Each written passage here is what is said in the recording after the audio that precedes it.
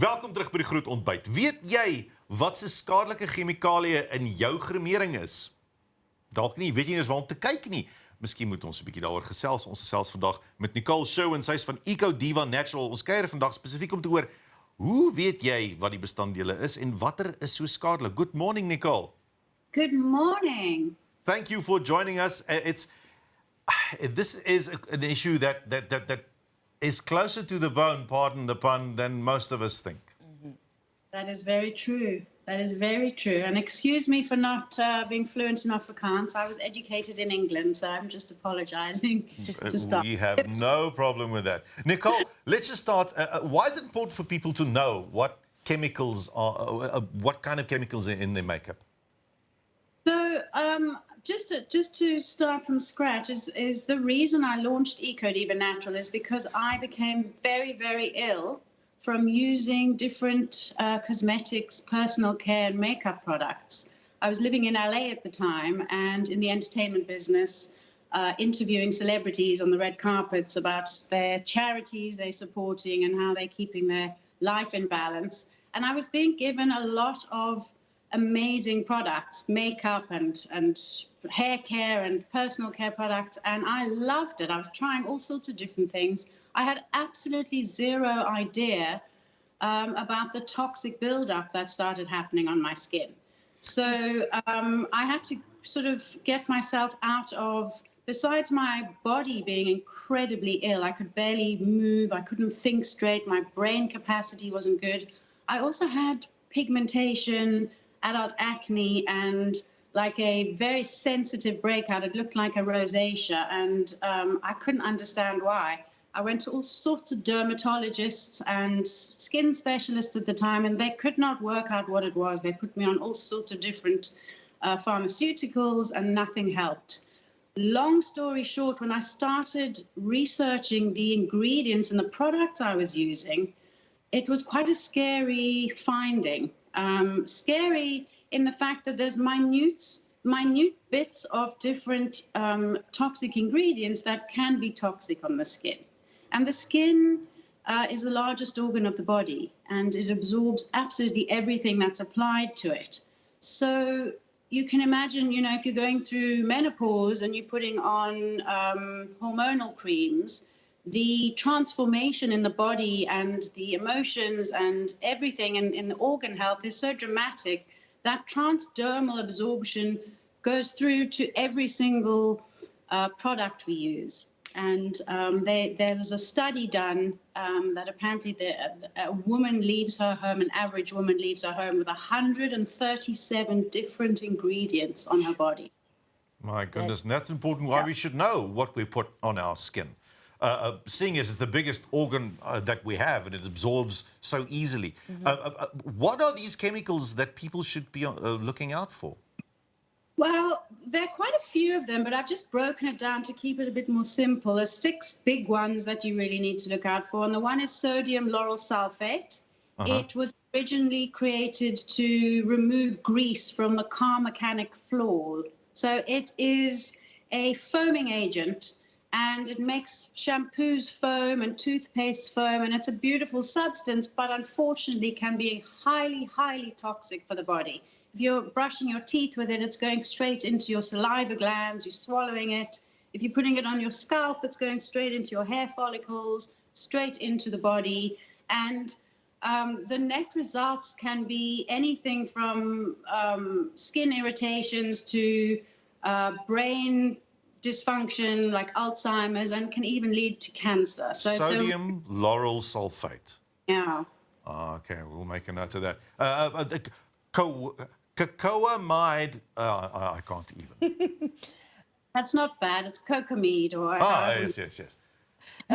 Good morning, Nicole. You know, this is such an important conversation, and I have to admit, I love makeup, but it's not just about applying the makeup. For me, it's about the experience of going to buy the makeup. I also have to admit, I do not read the labels, which is so important. Without necessarily doing any specific marketing for anyone, I want to ask you this question. Most women can only afford drugstore makeup. Now, there is the perception that in order for you to have safe makeup, it needs to be expensive makeup.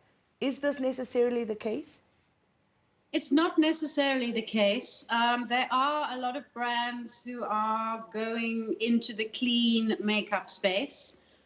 We've just launched a beautiful superfood foundation, and it's not affordable. It is affordable, and there are ways to get around that. But I think the question is, would you rather spend a little amount and get loads of products that are going to be harmful to your skin? Would you rather invest in the largest organ of your body that will keep you healthy and glowing and happy and have no skin conditions?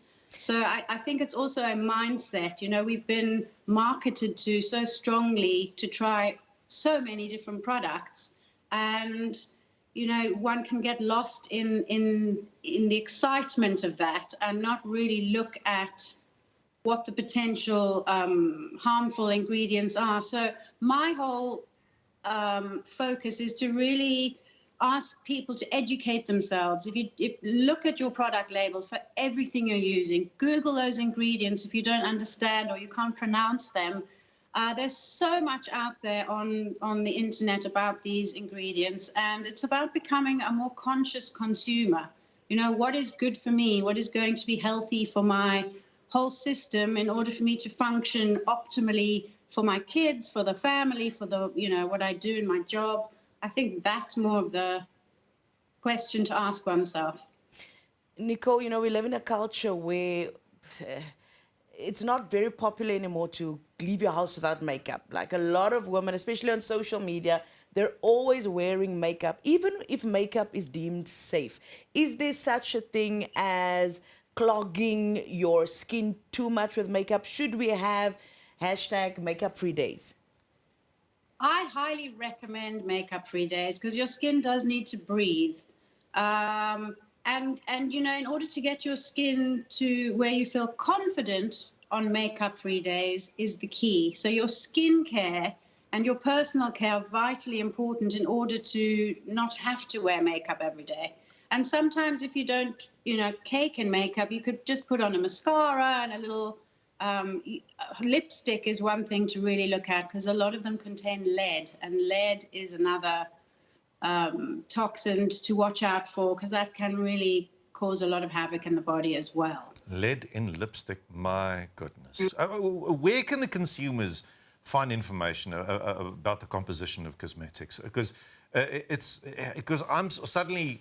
a storm around me. I don't know where to go and what to look for. How can I find direction? So I write a lot of educational features on our blog, on our website, but there are so many medical journals and safe cosmetics. If you type in safe cosmetics, there's so much out there. You really just need to get your question correct. You know, what cosmetics or makeup is safe to use for my skin that is non-toxic, and then you will be bombarded by a lot of information. But the best thing to do is to simplify, to bring it back to a simple routine, and also just understanding that the skin also needs nutrients. So it's not just about putting on a lotion to moisturize. It's about what's in that. What are the nutrients in there? Are there omegas? Are there antioxidants? Are there superfoods? Because the skin needs that in order to regenerate, in order to rejuvenate, and in order to constantly renew the cells. That's what's really important. Nicole, thank you very much for joining us this morning. I'm going to go through my wife's makeup now and double check that everything is fine. Go through your own makeup and make sure everything my is powder. fine. I'm going to double check my TV powder for sure. Thank you so much for joining us and sharing your insights. Thank you so much. It's been a pleasure. Dit was dan Nicole Sherwin van Diva Natural wat vanmôre met ons gekyk het spesifiek oor die gif in jou grimering. Kyk net dat jou grimering ordentlik skoon is. Soos hy sê, Google is jou maatjie. Moet hom nie miskyk nie.